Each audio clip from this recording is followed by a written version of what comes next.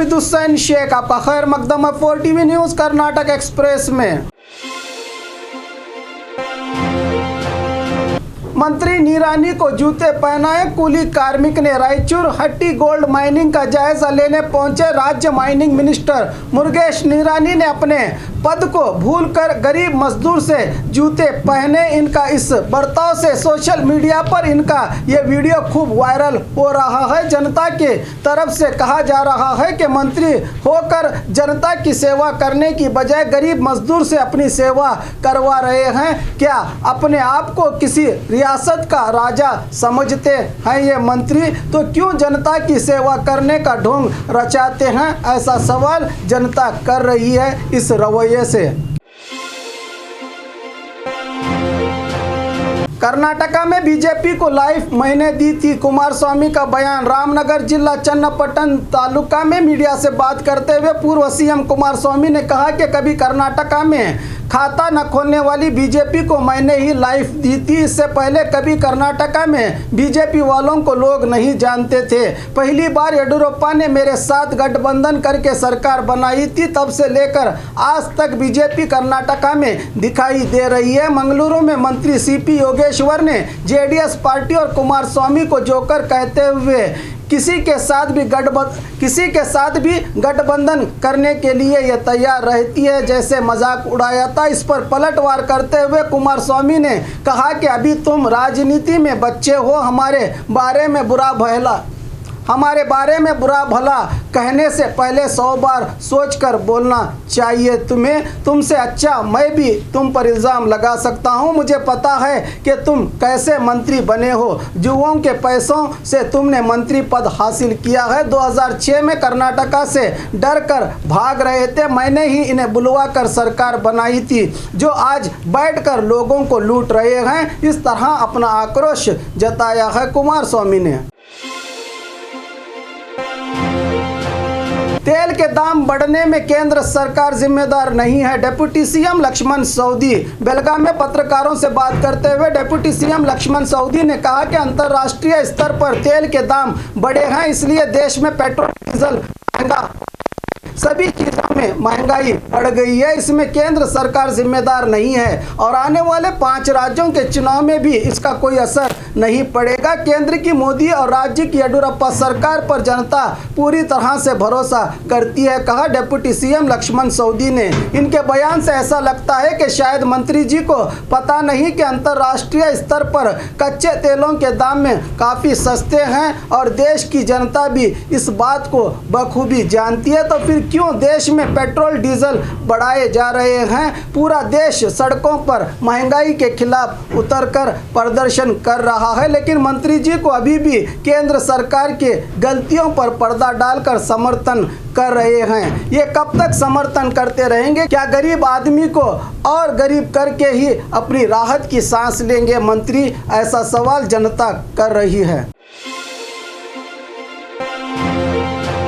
Bijapur Solapur national highway NH ने किया Limca book of record में नाम दर्ज। Ministry of road transport and highway micro small and medium enterprises of India Nitin Gadkari, deputy CM Govind Karjol और बीजापुर सांसद रमेश जिगजनगी के हाथों बीजापुर शोलापुर नेशनल हाईवे के कामगारी का उद्घाटन किया गया था। कुल 110 किलोमीटर के रास्ते में से 25 किलोमीटर रास्ते के डामरीकरण को सिर्फ 18 घंटों में पूरा करके लिम्का बुक ऑफ रिकॉर्ड में अपना नाम दर्ज कर लिया है। इससे संबंधित जानकारी को केंद्र मंत्री नितिन गडकरी ने ट्वीट करते हुए बधाई दी है और कहा है कि 110 किलोमीटर इस रास्ते को अक्टूबर 2021 तक पूरा किया जाएगा। 4वे राज्य मार्ग के इस रास्ते के सिंगल लाइन के मार्ग को 18 घंटे में 25.54 किलोमीटर का काम पूरा करने पर इस रिकॉर्ड को दर्ज किया गया है।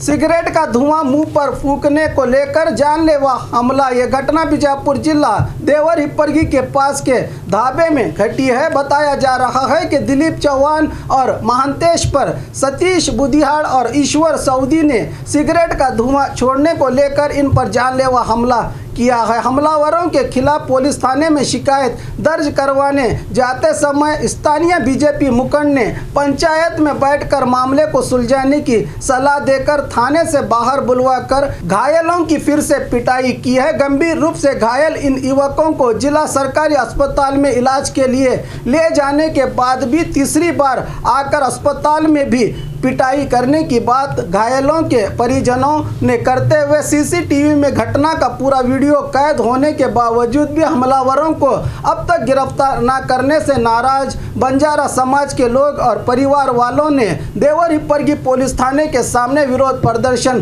करते हुए हॉस्पिटल अधिकारी, पुलिस अधिकारी और स्थानीय विधायक पर हमलावरों का साथ देने की बात करते हुए अगर जल्द हमलावरों को गिरफ्तार नहीं किया गया तो इंसाफ मिलने तक भूख हड़ताल करने की चेतावनी के साथ साथ संदेश रवाना किया है। घायलों के संबंधी और समुदाय के लोगों ने इंसाफ के लिए देवर हिप्परगी पुलिस थाने के सामने धरना देकर इंसाफ की गुहार लगा रहे हैं। क्या स्थानीय पुलिस विभाग इतना सब कुछ होने के बाद भी कार्रवाई करके आरोपियों को पकड़ पाएगी या फिर से अपने ही आंगन में अपने ही खिलाफ विरोध वाले शब्द सुनेगी?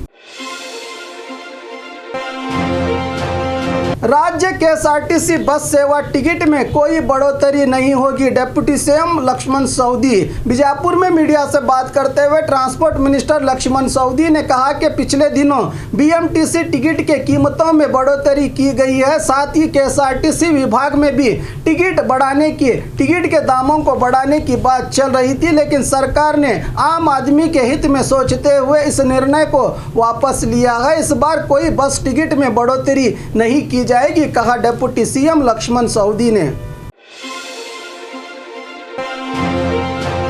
सीएम के जन्मदिन के मौके पर पीएम मोदी और राष्ट्रपति जी से मुबारकबाद पेश की गई। आज राज्य के मुख्यमंत्री बीएस येडियुरप्पा के 79वें जन्मदिन के मौके पर देश और राज्य के गण्य व्यक्तियों ने मुबारकबाद पेश की है। पीएम मोदी ने अपने ट्वीट अकाउंट पर ट्वीट करके कहा है कि येडियुरप्पा एक तजुर्बेकार सियासी नेता हैं। अपनी ज़िंदगी को किसान और गरीबों के लिए निछावर कर दिया है। उन्हें भगवान सदा सुख और समृद्धि की शुभकामनाएं पीएम मोदी ने अपने ट्वीट में कही हैं। साथ ही वित्त मंत्री निर्मला सीतारामन सहित केंद्र मंत्री, जेडीएस और कांग्रेस के कई नेताओं ने इन्हें बधाई दी है।